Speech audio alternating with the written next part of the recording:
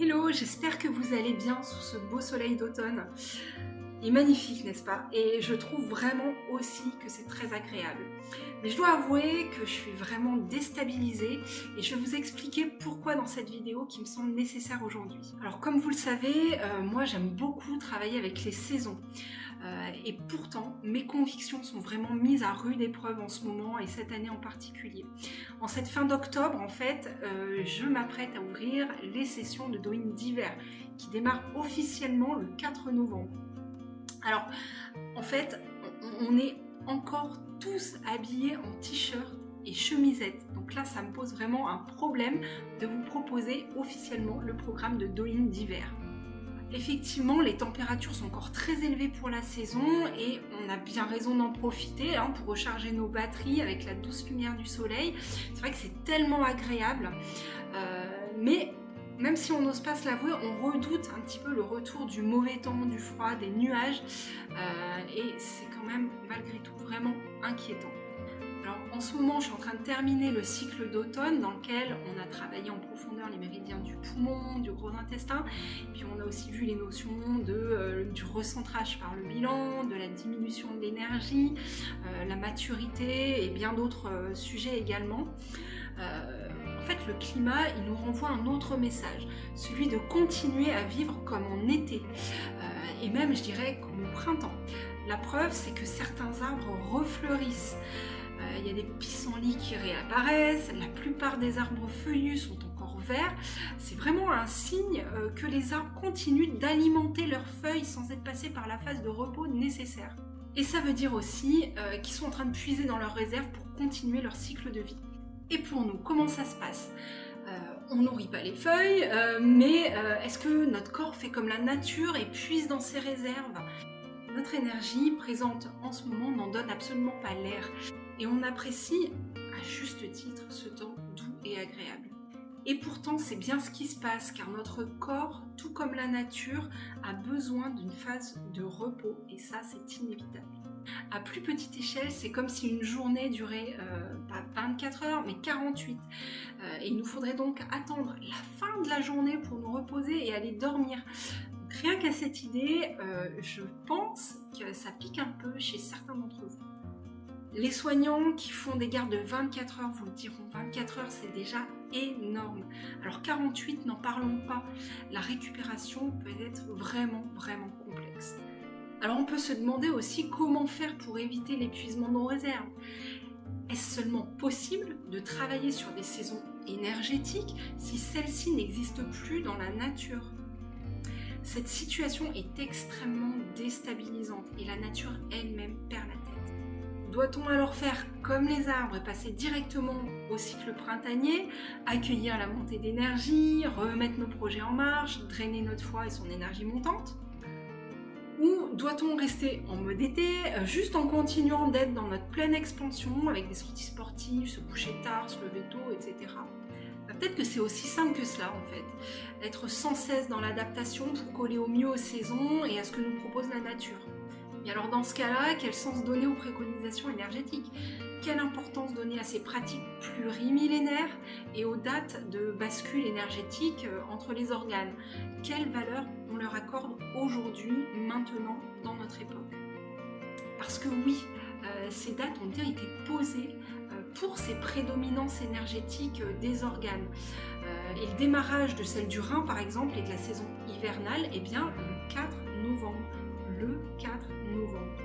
Concernant le 4 novembre, il s'agit uniquement du début de la saison avant son point culminant situé lui au moment du solstice d'hiver le 21 décembre.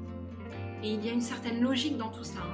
En effet, l'hiver est la saison la plus yin qui regroupe par exemple les aspects féminins, la nuit, le repos, mais aussi les aspects de la force, de la volonté, de la créativité. Et donc son point culminant à cette saison hivernale, c'est le solstice d'hiver, date de la journée la plus courte de l'année ou de la nuit la plus longue, c'est selon. Alors aujourd'hui, effectivement, on n'est pas en capacité d'observer les marqueurs importants de l'hiver, tels que le froid, le temps qui change, les arbres dénudés. Il n'en reste pas moins que les jours diminuent et cela est d'autant plus marqué avec le changement d'heure. La nuit est bien là plutôt en fin de journée et le matin, la luminosité, alors bien qu'il fasse encore très beau actuellement, la luminosité n'arrive que tardivement. Ce signe de la diminution de l'apparition solaire est à lui seul le plus important à mon sens et indéniablement celui que nous devons suivre pour nous harmoniser énergétiquement. Parce que ce signe en fait est le seul qui soit stable quelles que soient les variations climatiques du moment, de l'époque ou de l'ère. La durée d'apparition du soleil est moindre et il est donc nécessaire que notre yang le soit également. Nous devons alors adapter notre comportement à cette réalité.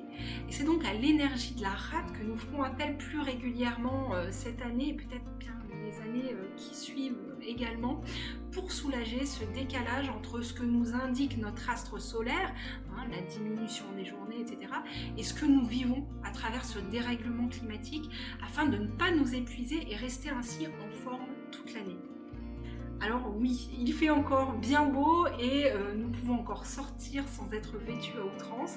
Et ça, on apprécie tous, on l'a compris. Oui, on peut également pratiquer des activités qu'on a l'habitude de pratiquer à la belle saison. Oui, on peut profiter encore de certains fruits et légumes qui terminent de mûrir sous l'effet de la chaleur et de l'ensoleillement toujours présent. Mais ne négligeons pas les temps de repos, les temps d'introspection. Ne négligeons pas non plus le passage d'énergie entre les différents organes. Continuons de nous adapter sans stagner dans une saison fictive qui viendrait puiser dans nos réserves. Et continuons de nourrir notre énergie en fonction du calendrier énergétique tout en nous modérant. Toute l'année, je vous propose des ateliers d'harmonisation énergétique à travers les automassages Do-In. Dans ces ateliers, nous suivons les dates exactes des saisons et du calendrier énergétique. Toute l'année, je vous diffuse les informations nécessaires et comment les intégrer à votre quotidien de manière ultra accessible et simple pour vous adapter au mieux à cette période de changement si singulière. Grâce à ces ateliers, il devient possible de retrouver le plein potentiel de votre santé en continuant d'harmoniser votre corps, vos émotions et votre esprit grâce au Do-In. Voilà, il était important pour moi vraiment de vous partager cet éclairage sur les oppositions entre les saisons énergétiques et les saisons ressenties du fait du dérèglement climatique. J'espère que cette vidéo vous permettra de prendre conscience de l'importance de lever le pied, même si vous avez encore envie de profiter des beaux jours qui nous sont offerts. Et également prendre conscience des épuisements internes que peut provoquer la non-observation de la phase de repos inhérente à la saison énergétique hivernale. Ces épuisements qui auront évidemment des répercussions sur les saisons de l'année qui suit. Évidemment, vous retrouverez plus d'informations sur les différents ateliers que je vous propose dans la description de cette vidéo. Et pour toute question, n'hésitez pas à les mettre en commentaire, j'y répondrai avec grand plaisir. Enfin, n'oubliez pas de liker et partager cette vidéo. À très bientôt.